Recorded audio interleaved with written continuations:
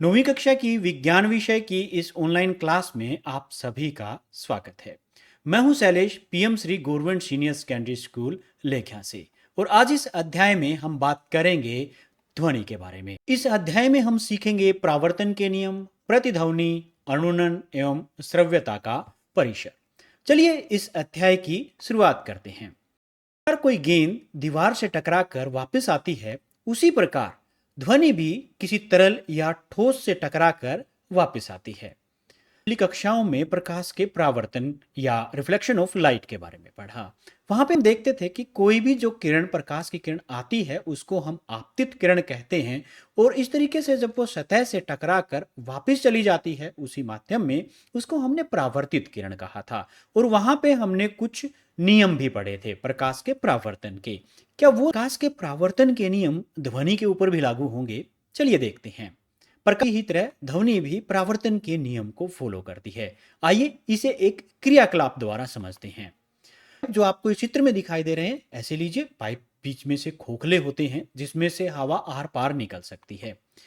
चित्र की तरह ही उन दोनों पाइप को व्यवस्थित कीजिए। ये देखिए, इस तरह से कोन पे बने हुए ये दोनों पाइप हैं। इस तरह से हम इनको व्यवस्थित करेंगे। एक खुले के आसपास ये हमने एक घड़ी रखी। यहाँ पे पाइप के इस सिरे के आसपास अपना कान लगाइए। घड़ी से को आपको इस प्रकार से व्यवस्थित करना है कि जो घड़ी की टक टक की आवाज है वो आपको कान में सुनाई दे। इन पाइपों और अभिलंब के बीच के कोण का पता लगाइए। एंगल ऑफ इंसिडेंस आई, जिसको हम आपतन कोण कहते हैं, और आर, जिसको हम परावर्तन कोण कहते हैं या एंगल ऑफ रिफ्लेक्शन कहते हैं। हम देखेंगे कि ये दोनों ही कोण, आपतन कोण एवं परावर्तन कोण, बराबर होते हैं। जिस तरह से हमने प्रकाश के परावर्तन में पढ़ा था, वहां पे भी आपतन कोण और परावर्तन कोण एक दूसरे के बराबर आते हैं। परावर्तन का पहला नियम कहते हैं।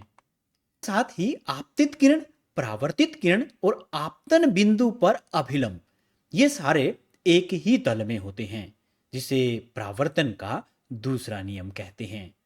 वीडियो को यहाँ पे कुछ देर के लिए रोकिए और परावर्तन के ये जो दोनों नियम हैं, इन्हें अपनी कॉपी में नोट कीजिए। पहला नियम आपतन कोण परावर्तन कोण के बराबर होता है, और दूसरा नियम आपतित किरण, परावर्तित किरण और आपतन बिंदु पर अभिलंब सदैव एक ही तल में होते हैं। हमने परावर्तन के नियम के बारे में पढ़ा।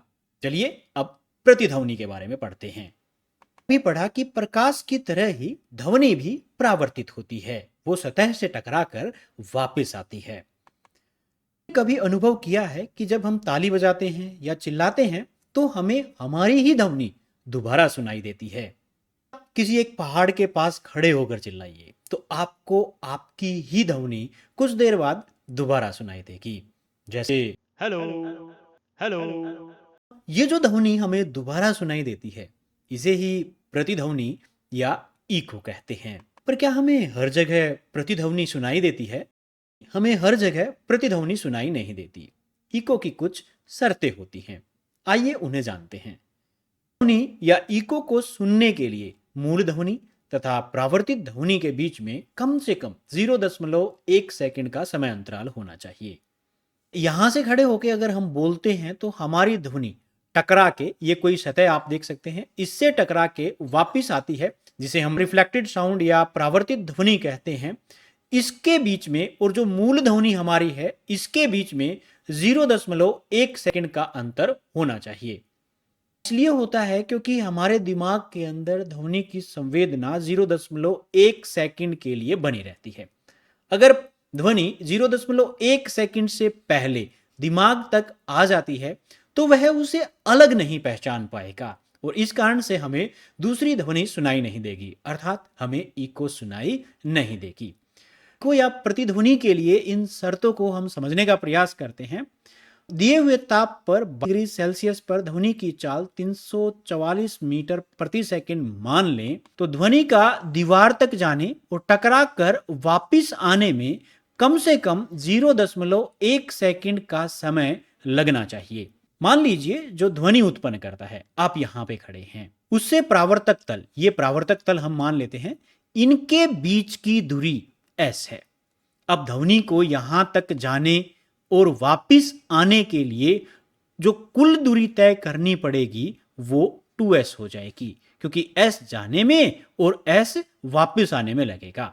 और ध्वनि का वेग 344 मीटर प्रति सेकंड है।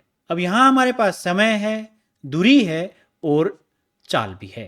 ध्वनि की चाल होती है v बराबर है d बटा टी। और यदि हम इन सब मान को इस समीकरण के अंदर रखते हैं तो v हमने पढ़ा था 344 मीटर प्रति सेकंड, और जो समय है वो 0.1 और जो दूरी थी वो 2s थी। पे इसको हल करते हैं तो s का मान हमारे लिए आता है 17.2 मीटर। यानी जो प्रावर्तक तल है वो जो ध्वनि उत्पन्न करता है जिसमें 17.2 मीटर है। हम कह सकते हैं कि प्रतिध्वनि को सुनने के लिए जो प्रावर्तक तल है उससे कम हमारी दूरी 17.2 मीटर होनी चाहिए। लीजिए प्रावर्तक तल की दूरी जो बोलने वाला है उससे 14 मीटर की दूरी पर है। एक बार वीडियो को रोकें और सोचकर बताएं कि क्या प्रतिध्वनि यहाँ पे सुनाई देगी। यहाँ पे हमें प्रतिध्वनि सुनाई नहीं देगी। क्यों? क्योंकि ये दूरी 17.2 मीटर जो अभी हमने ज्ञात किया था उससे कम है। ये दूरी सिर्फ 14 मीटर है जो कि 17.2 से कम होती है। इस कारण से प्रतिध्वनि हमें यहाँ पे सुनाई नहीं देती। एक एनसीईआरटी का सवाल हल करने की कोशिश करते हैं। यहाँ पे दिया हुआ है एक मनुष्य किसी खड़ी चट्टान के पास ताली बजाता है और उसकी प्रतिध्वनि 2 सेकंड के पश्चात सुनाई देती है। यदि ध्वनि की चाल 346 मीटर प्रति सेकंड ली जाए तो चट्टान तथा मनुष्य के बीच की दूरी कितनी होगी? तो देखिए यहाँ पे जो दोनों के बीच की दूरी है उसको हम मान लेते हैं कि वो s है, और यहाँ पे जो वेग दिया हुआ है ध्वनि का वो 346 मीटर प्रति सेकंड है। समय यहाँ पे 2 सेकंड दिया गया है क्योंकि उसको ध्वनि 2 सेकंड के बाद सुनाई देती है। इसका मतलब ये हुआ कि जो बोलने वाला है उससे चट्टान तक और चट्टान से वापस आने के लिए 2 सेकंड का समय लगता है। को निकालने के लिए हम इस सूत्र का उपयोग कर सकते हैं। d बराबर है v गुना टी। यहाँ पे d दूरी, v वेग और t समय दिया गया है। d का मान यहाँ पे 2s हो जाता है। v यहाँ पे 346 मीटर प्रति सेकंड दिया है और समय 2 सेकंड का लगता है। अब यहाँ पे हमें s का मान निकालना है। 2s इस वजह से लिया गया क्योंकि s दूरी चट्टान और उस मनुष्य के बीच में है और को इस दूरी को 2 बार तय करना पड़ता है। एक बार मनुष्य से चट्टान तक जाने में और दोबारा चट्टान से मनुष्य तक वापस आने में। इस कारण से हमने यहाँ पे ये 2s लिया। इस समीकरण में 2 से 2 कैंसिल हो जाएगा तो s का मान हमारे पास आ जाएगा 346 मीटर। अर्थात मनुष्य और चट्टान के बीच की जो दूरी है वो 346 मीटर है। वीडियो को रोक सकते हैं और इसको अपनी नोटबुक में नोट कर सकते हैं। प्रतिध्वनि या इको के बारे में भी पढ़ लिया है और करते हैं अनुरणन या रेवर्बरेशन के बारे में। कभी अनुभव किया है कि जब हम किसी खाली बड़े से हॉल के अंदर चिल्लाते हैं या बोलते हैं तो क्या होता है? देखा होगा कि आपकी आवाज उस बड़े से हॉल में थोड़ी देर के लिए गूंजने लगती है। लीजिए आप किसी बड़े से हॉल के अंदर खड़े होकर ताली बजाते हैं। आप अनुभव करेंगे कि आपको ताली की आवाज बार बार सुनाई देती है और वो जब तक सुनाई देती रहेगी जब तक कि वो पूरी तरह से धीमी नहीं हो जाती। ऐसा ध्वनि का बार बार दीवारों से टकरा कर परावर्तित होने के कारण होता है। इसी को अनुरणन या रेवर्बरेशन कहते हैं। अनुरणन को कम करने के लिए दीवारों को ध्वनि अवशोषक पदार्थों से ढक दिया जाता है ताकि वो बार बार परावर्तित हो रही ध्वनि को अपने अंदर अवशोषित कर लें। और ऐसे होल के अंदर सीट बनाने के लिए भी ध्वनि अवशोषक पदार्थों का उपयोग होता है। यहाँ पे ध्वनि अवशोषक पदार्थों के कुछ उदाहरण हैं, जैसे फायरबोर्ड, ये आपको चित्र में फायरबोर्ड दिखाई दे रहा है, या फिर पर्दे, ये दोनों ही ध्वनि को अपने अंदर अवशोषित कर लेते हैं जिसके कारण बहुल परावर्तन वहां पे नहीं होता और हमें अनुरणन कम सुनाई देता है। परंतु हर जगह इस बहुल परावर्तन को कम करने की जरूरत नहीं होती। कई जगह पर ये रेवर्बरेशन या अनुरणन उपयोगी भी होता है, जैसे मेगाफोन, हॉर्न या शहनाई के अंतर। इनको इस तरह से बनाया जाता है कि ये अधिकतम ध्वनि को श्रोताओं की ओर आगे की ओर भेज देते हैं। बहुल परावर्तन का उपयोग स्टेथोस्कोप में भी किया जाता है। डॉक्टर हमारी हार्ट बीट को सुनने के लिए स्टेथोस्कोप का यूज करता है। स्टेथोस्कोप की नालिका के अंदर से ध्वनि बार बार परावर्तित होती है और वो डॉक्टर के कानों तक पहुंचती है, जिसके कारण वो हमारे हृदय स्पंदन या हार्ट बीट को अच्छे से सुन पाता है। क्या आपने कभी ध्यान दिया है कि सिनेमा हॉल की छतें वक्राकार बनाई जाती हैं? छतें वक्राकार इसलिए बनाई जाती हैं कि परावर्तन के पश्चात ध्वनि हर हिस्से में पहुंच जाए और वहां पे बैठे श्रोताओं को वह सुनाई दे। वीडियो को आप यहाँ पे रोक सकते हैं और अनुरणन की इस परिभाषा को अपनी कॉपी के अंदर नोट कर सकते हैं। यहाँ पे भी वीडियो को रोकिए और इसे भी अपनी नोटबुक में नोट कर लीजिए और इसे भी। अब हम अनुरणन या रेवर्बरेशन के बारे में पढ़ चुके हैं। चलिए आगे बढ़ते हैं। अब हम पढ़ेंगे श्रव्यता के परिसर के बारे में। मान लीजिए एक ऊन का गोला इस तरीके से दोलन कर रहा है। क्या आपको इसकी ध्वनि सुनाई देगी? उत्तर है नहीं। पर क्यों? जबकि मधुमक्खी के पंखों की ध्वनि हमें बहुत अच्छे से सुनाई दे जाती है। ऐसा इसलिए होता है कि हमारे कान हर आवृत्ति या फ्रीक्वेंसी की ध्वनि को नहीं सुन सकते। 20 हर्ट्ज से लेकर के 20 किलो हर्ट्ज के आवृत्ति की ध्वनि को ही सुन सकते हैं। इससे कम या इससे ज्यादा आवृत्ति की ध्वनि अगर होगी तो वो हमारे कानों को सुनाई नहीं देगी।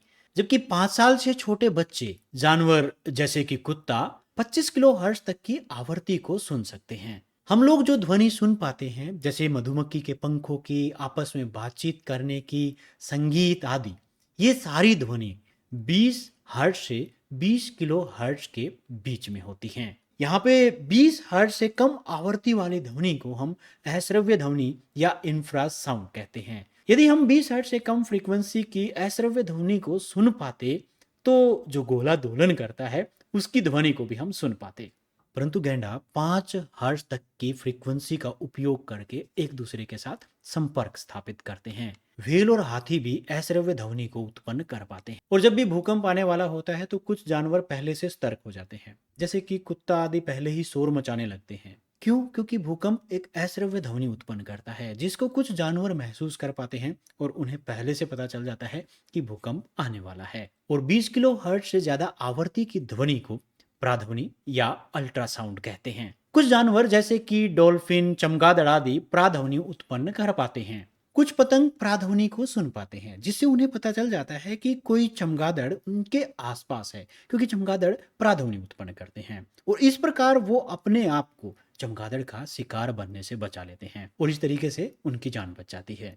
यहाँ वीडियो को रोकें और इसे अपनी कॉपी के अंदर जरूर नोट कर लें। तो इस वीडियो में अब हम रेंज ऑफ हियरिंग या श्रव्यता का परिसर के बारे में पढ़ चुके हैं। अब वीडियो को यहाँ पे रोके और यहाँ पे कुछ सवाल दिए गए हैं। इन सवाल को अपनी नोटबुक के अंदर हल करने का प्रयास करें। तो आज इस वीडियो में हमने ध्वनि अध्याय से कुछ महत्वपूर्ण बिंदुओं के बारे में सीखा। ध्वनि के बारे में और अधिक आगे के वीडियोज में हम सीखते रहेंगे। तो अंत में आपको जो ये सवाल कुछ स्क्रीन के ऊपर दिखाई दे रहे हैं, इनको अपनी नोटबुक के अंदर जरूर हल करने का प्रयास कीजिए। धन्यवाद।